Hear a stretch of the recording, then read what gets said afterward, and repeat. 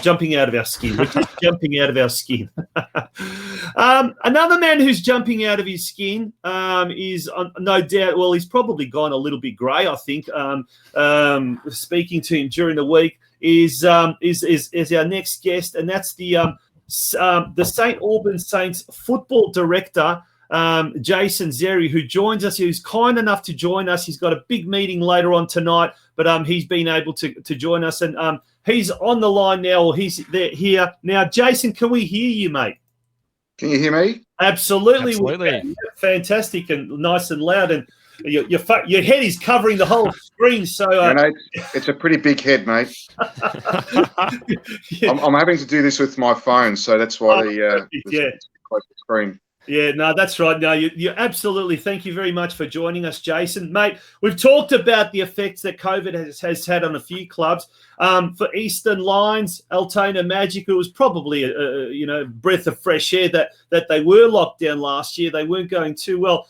But on the flip side, a club that was doing really well in its first year of promotion and that has really felt the full effects of COVID is St Albans Saints, unfortunately. Mate, how are things tracking at Churchill Reserve? Yeah, look, obviously, we're only a few days away from kickoff. Obviously, we're ready to go for the weekend as best as we can be. It's been a pretty challenging, 14 weeks, to say the least, with regards to some of the activity that's gone on in pre-season. It's probably surprised us to a degree with some of the things that have happened or unfolded throughout the last 12 to 14 weeks. So, yeah, let's say it's been a very challenging, pre-season this year. But nevertheless, as always, we do our best to get it all together. And we're looking forward to the weekend. Steve? Now, Jason, you've got Green Gully back as the head coach again this season. How's his squad shaping up, and what sort of football can we expect from the Saints in the early part of this season? Look, I think we're pretty much going to be, starting where we left off from last year. Again, we're always going to be a side that tries to play football and tries to play an attacking form of football, as we saw last year. So that really hasn't changed too much. That the game plan and the way we do things is pretty much the same. Obviously, we've had a pretty big change in personnel, so obviously there's a few little tweaks that have to be done there to counter that. But overall, it's pretty much the same as last year, really, as far as the way we go into games and we prepare, and we respect. We respect all our opposition, and obviously you have to tailor your match plan according to who you're going to play. Yeah, Jason, look, St Albans have been renowned as a club that has really given its younger players a chance, and it has a very, very good junior youth setup, all the way down from the mini-roos right up until seniors. And I guess one of the positives that we're seeing all across the football landscape is that a lot of young players are being given the chance. Is that the case down at Dinamo? Can we expect some of the talented under-19 and under-21s to graduate to senior football? And yeah, look, certainly. I mean, we've given an opportunity for the likes of young Jason XERRI, who did really well last year in the under-21s. He's on our senior list now, and not just to be on the list, but he's part of that senior squad, and has been from day one. Young Anthony Sesto, goalkeeper, who's stepped up now, and he's been given an opportunity to step up into the senior ranks as well. Yeah. And there's probably a couple more in the under-20s that will see some football quite early this year. Young Nathan Liberto is another one who will see some senior football nice and early this year. So certainly, and again, the 21s have had a great opportunity in working with the seniors this year, and played and featured in a fair few of our practice matches this year as well, the senior practice matches. So, yeah, certainly they've been given a probably, been fast-tracked, which gives them a greater opportunity to show their talents with our senior squad. And, I think it's just a given this year that most clubs are going to have to sort of rely on those younger kids as well. Yeah. And Jason, I was able to get down and see the boys get the win over South Melbourne last Sunday. down at Churchill Reserve, which was good. And it's good to see the upgrades that have gone on with the roofing over the seating, some upgrades there in the Vukovar bar and the car parking, and the juniors pitch that they were playing on looks like it's in excellent condition too. All of these things, they can only help you attract more good quality players in the years to come.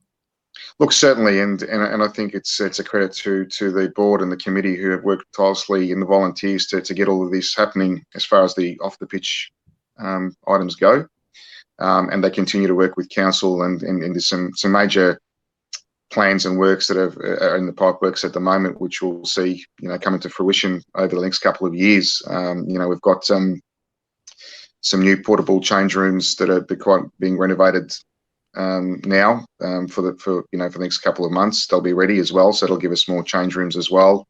So yeah, look, the work continues, and as you said, I mean, it's always nice to come. I mean, I've been here for 7 years now, and to sort of come and see things gradually improving every year.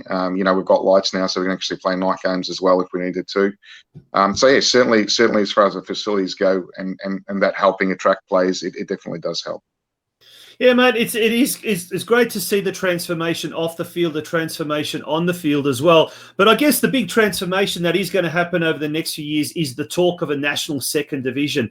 Now, obviously, St Albans Saints, a Croatian community-backed club, have got a very good connection with clubs like Melbourne Knights, North Geelong, Dandenong City, etc., etc. Has there been much talk, whether it be amongst those clubs or whether it be with other clubs in the western suburbs, to start creating some sort of like tangible pathways between the clubs where, maybe some of the talented St Albans players can start eyeing that national second division, and likewise other players from around the region starting to step into that vacuum being created by the departure of such players? Look, I think the general consensus is that it's something that needs to happen. I'd probably say, as much as it's exciting, and there's definitely talk around it. The depth of those talks are obviously questionable in regards to this current climate.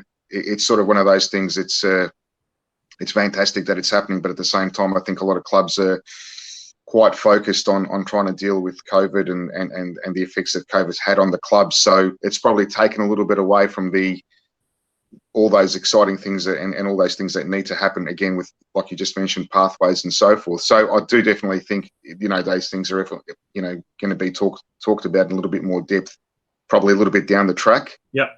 But apart from the fact that it's been mentioned and yes, there's some talk around it, but how far those talks have gone and with whom, different clubs and so forth is obviously yet to be, I think, probably cleared up, I suppose. I know we definitely, from our end, it's about getting our own backyard organised and making sure we've created a pathway. But certainly, once there's a bit more traction and we know exactly what's happened with that second division, where that may go, and how we can help players progress their football. I mean, that's probably going to be a conversation had closer to the actual league starting and so forth. But look, from our club's point of view, we're definitely always trying to give every player that's here the opportunity to play at the highest level, and if that means that they depart us and go on to bigger and better things, we'll help them along. I mean, Nicholas Milanovic obviously spent only 5 games with us last year in the NPL, and he's gone, moved to Western United, and he's actually got some game time this year, which is fantastic to see. And look, we'll continue to harness that progress with players, whether it be with the second division coming across or whether it be the A-League on its own as it stands. But no, we're all for that and helping the kids go through. And if we can, obviously, once it all settles down, align ourselves with someone and have that sort of pathway, we'll definitely take it into consideration. Brilliant. Now, your role, Jason, as football operations manager at St Albans, are you able to expand a bit about the scope of what your duties that you perform? And also, are you involved yourself in the signing of players? And if so, are you able to give us any indication of any players that the club might have brought in the off-season to make up for any losses, such as I believe Oliver Bassett is not back this season? Yeah, so look, my role covers various things. Obviously, the daily operations of the football department. My umbrella covers the senior men's team, under 21s, under 19s, senior women's and reserves women. So that's my area. And all of those areas, part of my role is to obviously, apart from the actual logistics of things and operational daily admin things that need to happen, there's always recruitment's part of that as well. So myself and Crini work closely together, along with Juliana, our assistant, and again with the 20s and 21s coach, 19s coaches, and the women's coaches as well, where we can help there, and I can assist them with anything. Predominantly, obviously, it's usually the senior element of it and the 21s that I have a little bit more, in regards to sort of recruitment and so forth. So that's sort of a little bit about what that element of my role involves. But there's obviously, we're a club that, we've got conservative with our resources, and we all pitch in and do little things. I'm technically the kit manager, mate. I'm the football operations manager. I'm the team manager. So there's a few different roles that I do, and happy to do them, because that's who we are as a club, and we all pitch in to do those extras to get the place going. But as far as recruitment goes, yeah, look, definitely I've had a big part, again, with myself and Crini as far as the senior element goes. We've had a fair few losses this year. We've had 11 players from our 21-man list, and unfortunately, we've lost. So we've only really left with 10 players from last year. So we've had to recruit over this last 12 weeks. And yeah, look, it's been, to be fair, it's been probably for me, being involved in this senior kind of environment for the last 16 years, and an NPL and VPL level, probably been the most challenging, to be honest. Mate, speaking of challenges, and speaking of lots of roles and juggling lots of roles, you've got a very important players meeting now happening with the coach as well in the dressing room. So we'll let you go, but thank you very much for joining us. All the very best for Sunday. Steve will be calling that, so I'm sure we'll know all about it. But all the very best, Jason, not just for Sunday, but for the rest of the season as well. Great. And thank you for always coming on the show anytime you needed. No, thanks, guys. Appreciate it. Keep up the good work. Absolutely. Thanks, Jason. Good luck, mate. Take care. Bye. Jason XERRI, he is the